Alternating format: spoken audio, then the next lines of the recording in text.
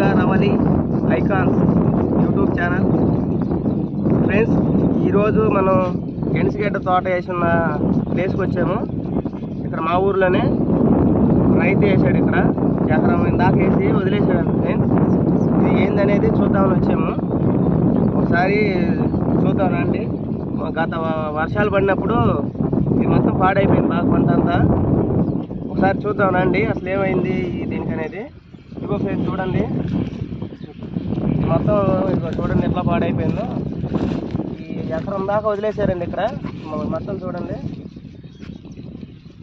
అసలు వర్షాలకైతే ఇవి బాగా రావాలి, అలాంటిది మరీ విపరీతమైన వర్షాలు పడేసరికి మొత్తం పాడైపోయింది. ఇప్పుడు దుంపలు ఏడాను ఉన్నాయని చూద్దాము వీళ్ళు ఎందుకు వదిలేసారు అనేది. చూడండి ఫ్రెండ్స్, ఎక్కడ దుంప అనేది దొరకట్లేదు మనకి. ఇదో ఫ్రెండ్స్, ఇది మొత్తం తీసినా దొరకట్లేదు మనకి. ఎక్కడైనా ఉన్న దుంపలు కూడా లేవు. ఇగో ఫ్రెండ్స్, ఇలా చిన్న చిన్నవి అయిపోయినాయి. ఇవైతే మార్కెట్లో ఎవరు కొనట్లేదు ఫ్రెండ్స్, అందుకని ఈ రైతు ఈ సంవత్సరం బాగా లాస్ అయ్యాడు. ఇగోండి ఇవేనండి, చూడండి ఎంత చిన్నగా ఉన్నాయో. ఇవైతే మార్కెట్లో అయితే ఇవైతే ఎవరు తీసుకోరు ఫ్రెండ్స్. ఆ వర్షాల వల్ల ఇది మొత్తం పాడైపోయి చనిపోయింది, నీళ్ళు ఎక్కువైపోయినాయి. ఇది మామూలుగా అయితే 3 నెలల పంట. ఇది ఈ 3 నెలల పంటలో పెట్టుబడి కొంచెం తక్కువగానే ఉంటుంది ఫ్రెండ్స్, కానీ వర్షాలు ఎక్కువ అవడం వల్ల ఇది మొత్తం చనిపోయింది.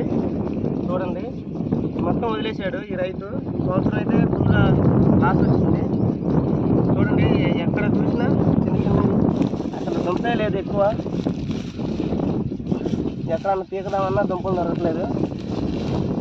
చూడండి, ఈ రైతు అయితే చాలా బాధపడుతున్నారు ఈ సంవత్సరం. ఎలా చేసుకున్నా సరే దీంట్లో ఎక్కువ లాస్ అనేది ఉండదు. అలాంటిది ఈ సంవత్సరంలో ఆ రైతు అయితే పెట్టుబడులు ఎక్కువైపోయినాయి. రైతుకి నీళ్ళంతా బాగా ఇదైపోయింది, దానివల్ల చాలా లాస్ అయ్యారు. సరే ఫ్రెండ్స్, ఈ గనిసిగడ్డని నాటుకునే విధానం ఇంకొక వీడియోలో చూపిస్తాను ఫ్రెండ్స్. ఎలా పెట్టుబడి తక్కువలో పాటు ఎలా వేసుకోవాలనేది చూపిస్తాను. సరే ఫ్రెండ్స్, నెక్స్ట్ వీడియోలో కలుద్దాం.